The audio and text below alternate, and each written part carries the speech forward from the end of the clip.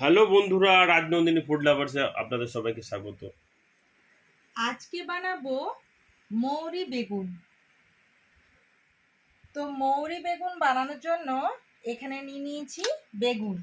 এরকম গোটা গোটা সরু সরু ধরনের যে বেগুনগুলো পাওয়া যায়, ওই ছোট ছোট সরু সরু বেগুনগুলো নিয়ে মাঝখানে চিড়ে, আর এই যে বোটাটা আছে এই বোটাটাও যেন থাকে সেভাবে আমি ধুয়ে সব রেডি করে নিয়েছি, কেটে ধুয়ে সব রেডি করে নিয়েছি। দেখতেই পাচ্ছেন প্রায় 500 গ্রামের মতো বেগুন নিয়ে মিডিয়াম সাইজের দুটো টমেটো নিয়ে নিয়েছি।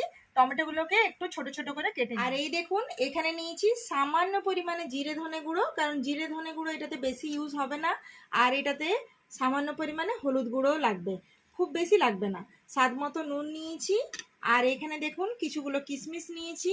আর এইটা কাঁচা লঙ্কা দিয়ে হবে না, এটা শুকনো লঙ্কা লাগবে, সেই জন্য একটা গোটা বড় শুকনো লঙ্কা নিয়ে নিয়েছি।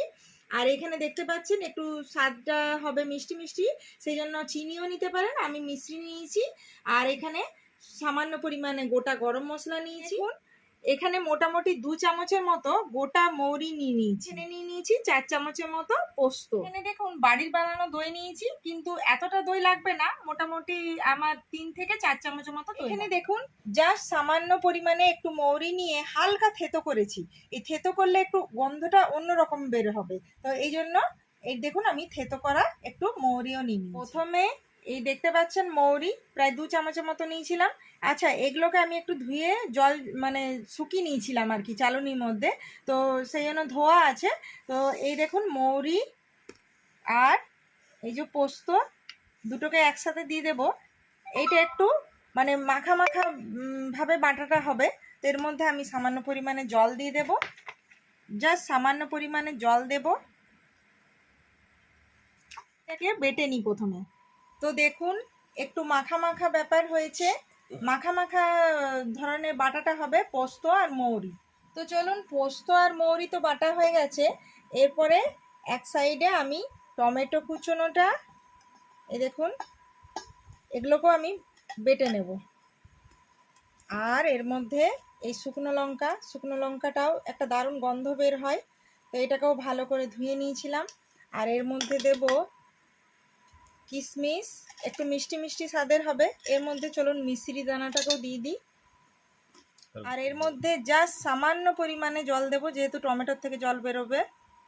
তো চলুন এটাকেও বেটে নিয়ে চলে আসি।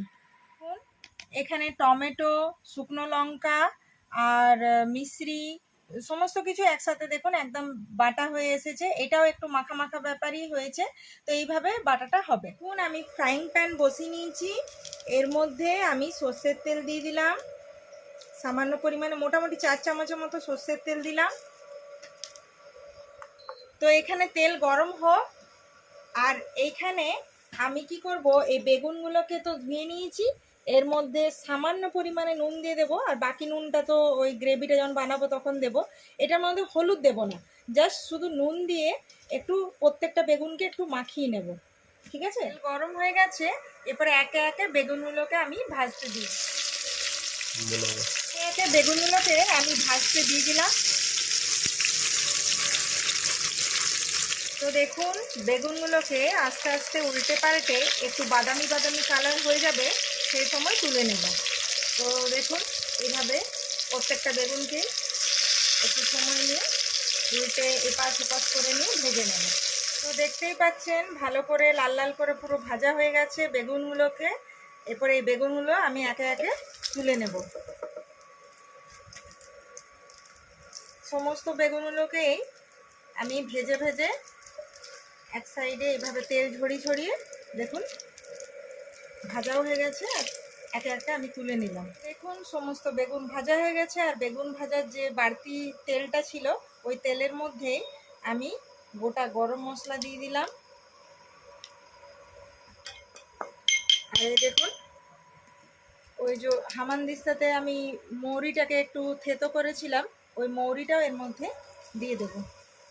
এই গরম তেলের মধ্যে এই থেতো করা মৌরিটা দিলে একটা দারুণ গন্ধ বের হয়। এরপর দেখুন মৌরি আর গরম মশলার একটা ভীষণ সুন্দর গন্ধ বেরিয়ে এসছে। এরপরেই আমি দিয়ে দেব এর মধ্যে পোস্ত আর মৌরি বাটা। পুরি পোস্ত বাটা একসাথে দেওয়ার পরে আমি এই যে মিক্সিতে যে মৌরি আর পোস্তটা গায়ে লেগেছিল সামান্য পরিমাণে জল দিয়ে আর এর মধ্যে দিয়ে দিলাম। এরপরে মৌরি আর পোস্ত ভালো করে এইভাবে নাড়াচাড়া করে নিয়ে এই গরম মশলা আর মৌরি যে থেতো করে দিয়েছিলাম ওই গরম তেলটার মধ্যে বেশ একটু ভালো করে এরকম কষিয়ে নেব। এত সুন্দর একটা গন্ধ বেরিয়েছে বন্ধুরা, আপনারা অবশ্যই এই রেসিপিটা তৈরি করে বানিয়ে বাড়িতে খাবেন আর সমস্ত বাড়ির লোকেদেরকে খাওয়াবেন। একদম ইউনিক টেস্ট। আর বেগুনের তো অনেক রকমের পদ আপনারা বানান, মানে অনেক রকমের তরকারি ঘ্যাঁট এইসব তো বানান, কিন্তু কি হয় এই একটু অন্যরকম স্বাদের বানালে কি হয় বেগুনটাই যে এত স্পেশাল রেসিপি। আর তারপরে কি এটা পুরোটাই নিরামিষ, তো নিরামিষ দিনে অনেক সময় ভাবতে হয় যে একটু স্পেশাল কি বানাবো। তো এইভাবে চটজলদি রাজনন্দিনী ফুড লাভার্সের ভিডিওটা দেখে আর চটজলদি বানিয়ে ফেলুন মৌরি বেগুন। পোস্ত আর মৌরিটা বেশ ভালো করে ভাজা হয়ে গেছে আর তেলটাও মানে গায়ের থেকে ছেড়ে বেরিয়ে এসছে। এই সময় দেখুন এই যে পেস্ট করে রেখেছিলাম টমেটো শুকনো লঙ্কা সমস্ত কিছু, ওইটা আমি ভালো করে এর মধ্যে আস্তে আস্তে পিওরটা ঢেলে নেব। এই যে মশলা পিওরিটা এইভাবে ঢেলে নেব। এই দেখুন খুবই সুন্দর একটা গন্ধও বেরিয়েছে। আর এটা পুরো রান্নাটাই শুকনো লঙ্কা দিয়ে হবে, কালারটা এইভাবে হবে, ওই জন্য হলুদ গুঁড়োটাও কম লাগছে। তো এই দেখুন এরকম কালারটা আসবে, ভীষণ সুন্দর এটা মানে খেতে হয়। আর অবশ্যই নিরামিষ দিনেও বানাবেন।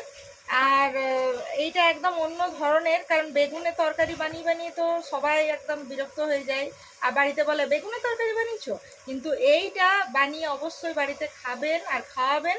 তো সবাই বলবে যে আবার ওইটা বানাবে কবে, তো বেশি করে বেগুন আনান আর বাড়িতে চট জলদি এটা বানিয়ে ফেলুন। মানে এই মশলা কষানো হচ্ছে, এরই মধ্যে দিয়ে দেবো জিরে ধনে গুঁড়ো যথেষ্ট কম পরিমাণে। এমনি সবজিতে আমরা যে পরিমাণে জিরে ধনে গুঁড়ো দিই তার হাফেরও হাফ দিলাম। আর জাস্ট ওই রকমই মাপের হলুদ গুঁড়োও দিলাম, জাস্ট নামমাত্র, একটু গন্ধটা চেঞ্জ হবে।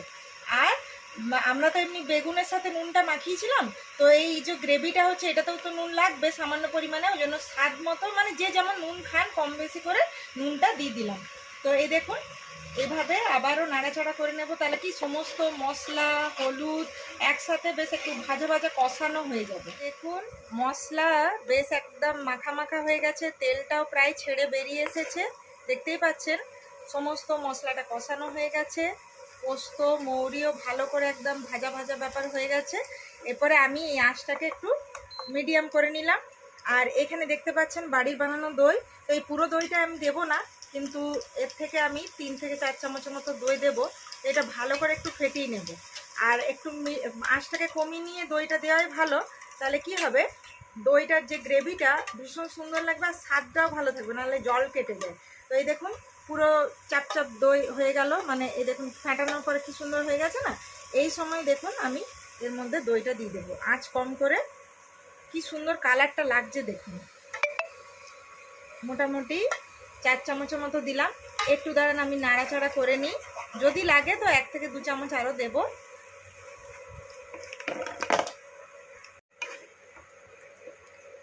মোটামুটি আরও 2 চামচের মতো আমি দই দেব।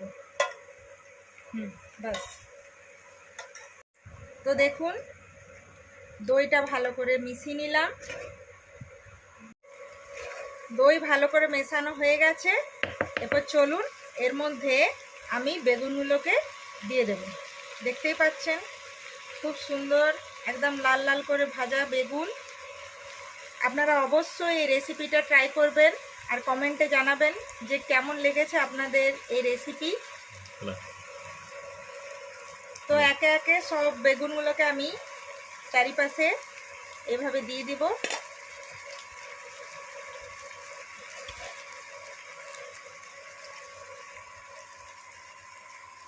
বেগুনটা দেওয়ার পরে আমি 2 মিনিটের জন্য ঢাকা দেব, বেশিক্ষণ দেব না, জাস্ট 2 মিনিটের জন্য আমি ঢাকা দেব।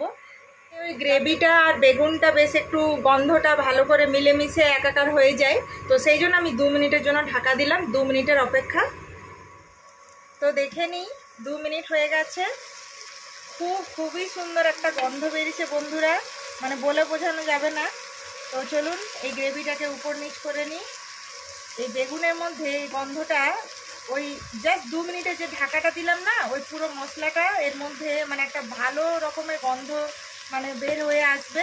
তো এই দেখুন পুরো বেগুনের গায়ে একটা মাখা মাখা ব্যাপার হয়ে গেল। সমস্ত বেগুনগুলোকে একদম মশলাটা গায়ে মাখা মাখা করে দিলাম। এবার চলুন আমি ইন্ডাকশন বন্ধ করে দিই।